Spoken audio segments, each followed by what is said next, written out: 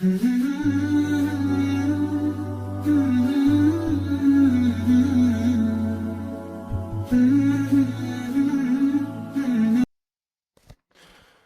ونصلي على رسول الكريم أما بعد.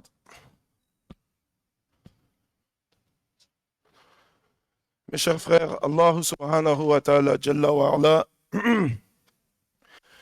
l'une des premières conditions qu'il a mis pour que notre islam soit bon, pour qu'on soit de bons musulmans, c'est la croyance dans le monde invisible. Il a commencé Suratul Baqarah avec ça. Alladhina yu'minuna bil ghayb. Avant même la prière. Wa yuqimuna as-salah. Mais avant même la prière, Allah subhanahu wa ta'ala jalla wa ala, la première condition qu'il a mis pour que chacun soit un bon musulman, c'est-à-dire c'est pas nous-mêmes qu'on va juger est-ce que je suis un bon musulman ou pas. C'est en fonction de ce que Allah il a dit dans le Coran et la Sunna. Dans le Coran, il a décrit les qualités des croyants. Dans la Sunna, le prophète alayhi salam, Allah lui a révélé les qualités des croyants. Donc c'est à nous tout le temps d'avoir ça en exemple pour pas déclarer pieux, ce que Allah n'aime pas. Et l'une des premières conditions que Allah il a déclaré pour que chacun puisse cheminer vers lui, puisse être un vrai croyant, c'est Allazina yu'minuna bil ghayb, c'est la croyance dans le monde invisible. Que ce monde visible, c'est un monde faux. Et que Allah subhanahu wa ta'ala huwa al-haq, c'est lui qui est la vérité. Par exemple, en apparence, c'est moi qui parle, c'est moi qui bouge.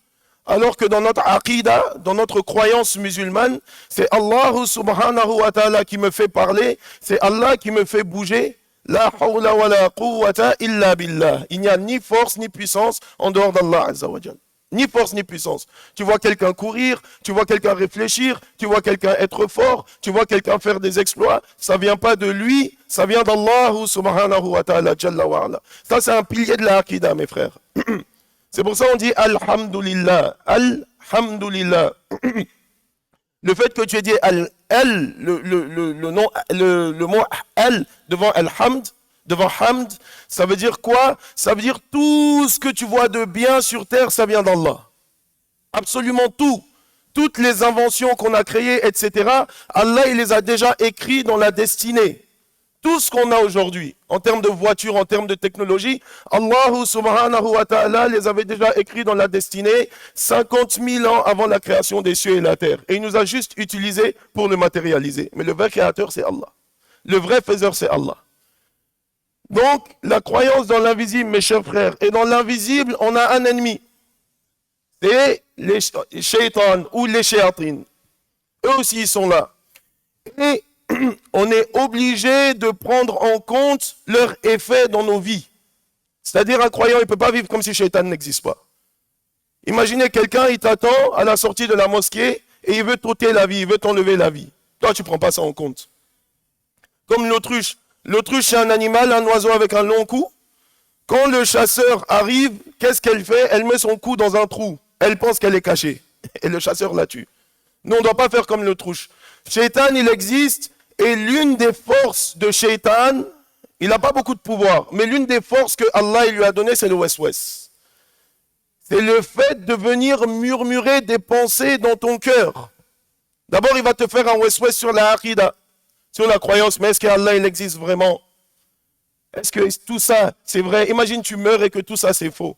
Ahbab al-Kiram, celui qui lit vraiment le Coran et qui étudie vraiment les preuves de l'islam, Allah il a dit quoi dans le Coran? Dhalika al-kitab la rayba fihi. Voilà ce livre, il n'y a aucun doute. Ça ne peut pas être un hasard, c'est impossible que 1400 ans après, le Coran soit toujours le livre le plus lu sur la planète Terre. C'est impossible que ça, ce ne soit pas un miracle divin. Que la biographie du prophète alayhi salatu wassalam et tous les signes qu'on voit dans les cieux et la terre, que ce soit un hasard. C'est impossible. Allah il a dit la rayba fihi. Il n'y a aucun doute. En arabe, pour dire doute, il y a beaucoup de mots. Tu peux dire shak. Mais rayb, c'est encore plus fort. C'est encore plus fort. Donc le premier wes-wes de Shaitan, c'est sur la aqidah. Bon, maintenant, si la personne, elle croit quand même en Allah, maintenant, ça va être sur la miséricorde d'Allah. Ah, mais peut-être qu'Allah, il ne va jamais te pardonner. Ah, mais peut-être que Allah il va te châtier, tu es destiné à aller en enfer. Mes chers frères, c'est pour ça que cette religion, elle doit être étudiée. Nabi alayhi salam, il nous a informé dans un hadith authentique d'un homme qui a tué 99 personnes. Il a tué 99 personnes et il allait pour se repentir. Il allait pour se repentir. Et il allait vers un ignorant. C'est pour ça que c'est très important d'aller toujours poser ces questions vers les savants, vers des gens qui ont étudié. Ça, c'est primordial. Celui qui a un diplôme islamique, celui qui étudie et celui qui ne l'a pas, ce n'est pas la même chose. Celui qui a un diplôme en droit et celui qui ne l'a pas, ce n'est pas la même chose. Celui qui a un diplôme en mécanique et celui qui ne l'a pas, ce n'est pas la même chose. Celui qui a un diplôme islamique et celui qui ne l'a pas, ce n'est pas la même chose. Ce n'est pas la même chose. Il a passé 35 heures de sa vie pendant 15 ans ou 20 ans à étudier. Toi, tu ne l'as pas fait. C'est vers lui qu'il faut aller quand on a des problèmes. Mais ce type-là qui voulait se repentir, il est allé vers un ignorant, comme ça arrive beaucoup. On voit quelqu'un, il a une belle barbe, ou bien, machallah, il a une belle récitation, on lui pose les questions. Non, est-ce que tu as étudié ou pas? Si tu n'as pas étudié, étudie. Et dis Allahu a'lam, Allah il sait mieux. Va demander à un connaisseur. Il est allé, il lui a dit non, toi c'est fini, tu ne peux pas te repentir. Et il l'a tué. Ça fait 100 personnes. Il lui a donné une fausse fatwa. Il lui a donné une fausse fatwa. Comme il y en a 1 milliard sur Terre aujourd'hui, dans les réseaux sociaux, partout, que des fausses fatwas. Allez vers les savants qui ont étudié Ahbab al-Kiram. Wallah, déplacez-vous dans les mosquées quand vous avez des questions. Venez poser des questions au cheikh. Va pas chercher des fatwas sur TikTok. Tu vas pas arriver face à Allah Yawm al-Qiyamah. Pourquoi tu as pris ce chemin-là? J'ai vu quelque chose sur TikTok. Ce que tu ne fais pas quand tu as un problème d'immigration, ce que tu ne fais pas quand tu as un problème avec la justice, quand tu as un problème avec la justice, tu ne vas pas voir une vidéo sur TikTok. Tu vas voir quelqu'un de compétent. Mais l'islam, c'est la même chose. C'est encore plus important. Parce que là, tu auras des problèmes avec la justice, Yawm al-Qiyamah. Donc le gars, il lui a dit non, tu ne peux pas te repentir. Il allait tuer. Il l'a tué. Ça fait 100 personnes. Il allait voir un savant, le hadith authentique. Le savant lui a dit oui, mais il faut que tu changes de ville. Sinon, l'ambiance du crime ici va te rappeler au péché. Et Allah, il a accepté son repentir. Donc la deuxième partie du West-West, c'est que Shaitan, il va te faire douter sur la miséricorde d'Allah. Mes chers frères, cette mosquée s'appelle Khalid ibn al-Walid, radiallahu anhu. Le compagnon Khalid ibn al-Walid, avant de se convertir, il est rapporté qu'il a tué plus de 70 compagnons, ou il a été la cause de leur meurtre, avant de se convertir. Aujourd'hui, tu as des mosquées qui portent son nom. Pourquoi Allah il pardonne? Il est rapporté dans un hadith Hassan. Donc tu as hadith mutawatir, tu as sahih, tu as Hassan, c'est-à-dire que la chaîne de transmission est bonne, que Allah il va tellement pardonner le jour du jugement dernier que même Shaitan aura de l'espoir. Que même Shaitan va avoir de l'espoir. Donc il n'y a pas de West-West à avoir sur la miséricorde d'Allah, alors que sur les 114 sourates du Coran, 113 Allah subhanahu wa ta'ala, à commencer par Bismillahirrahmanirrahim. Donc, après, il va venir sur At-Tahara, sur la pureté. Ah, est-ce que l'ablution est bien faite? Oh, est-ce que tu as bien fait ton istinja? Parce qu'effectivement, la majorité des châtiments de la tombe, Nabi alayhi salam, il a dit, c'est pour ceux qui ne se purifient pas de leur urine.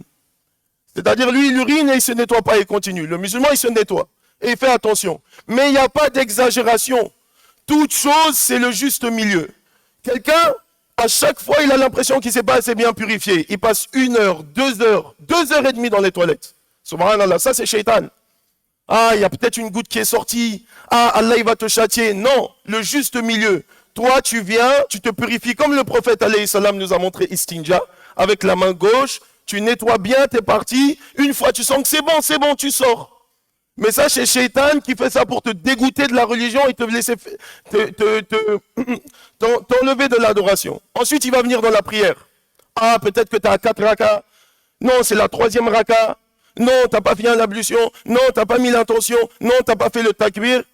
Mes chers frères, tout ça, c'est des ruses de Shaitan. Donc, qu'est-ce qu'il faut faire quand cela nous arrive? Tu négliges le West-West.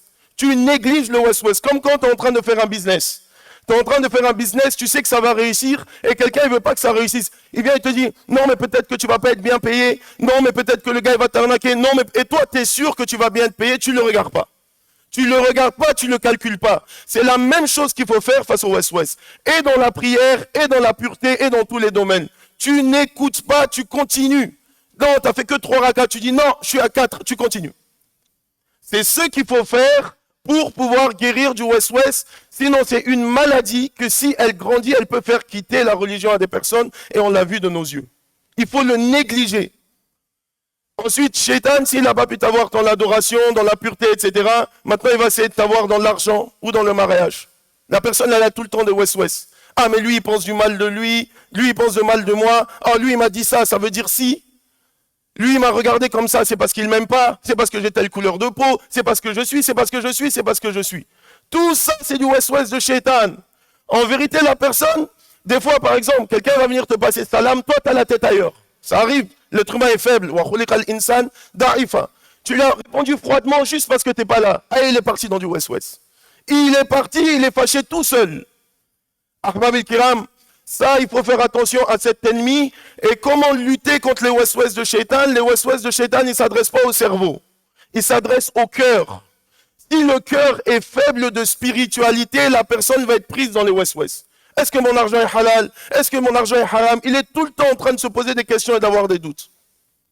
Dans son mariage, dans ses relations sociales, partout. Si le cœur est faible, la relation avec Allah est faible, la personne va être tout le temps prise par le west-west. Il faut fortifier le cœur. Comment on fortifie le cœur? Nabi alayhi salatu wassalam, il nous a dit, obligez-vous à avoir du zikr quotidien. La personne, tous les matins et tous le soir, il y a des gens, ils se réveillent en état de janaba, ils sortent comme ça. Mais c'est sûr que tu vas être quelqu'un victime de west-west. La première chose quand tu te réveilles, prends le temps, lave-toi, fais l'ablution, fais 2 rakas. Ensuite, fais un peu de zikr. Subhanallah, walhamdulillah, wa la ilaha illallah, wallahu akbar. Ne serait-ce que 30-40 minutes. La nuit, essayons d'avoir un programme de prière. La journée, un peu de lecture du Coran. Mes chers frères, c'est les secrets pour fortifier le cœur contre les west-west. Quand le cœur est plein du rappel d'Allah, du souvenir d'Allah, Ahbab el-Kiram, le prophète alayhi salam a tellement insisté pour que les musulmans fassent du zikr matin et soir. Matin et soir. Tellement il a insisté qu'Allah subhanahu wa ta'ala nous donne tawfiq de comprendre cela, Inch'Allah, et de le mettre en application. Vous êtes prêts, Inch'Allah?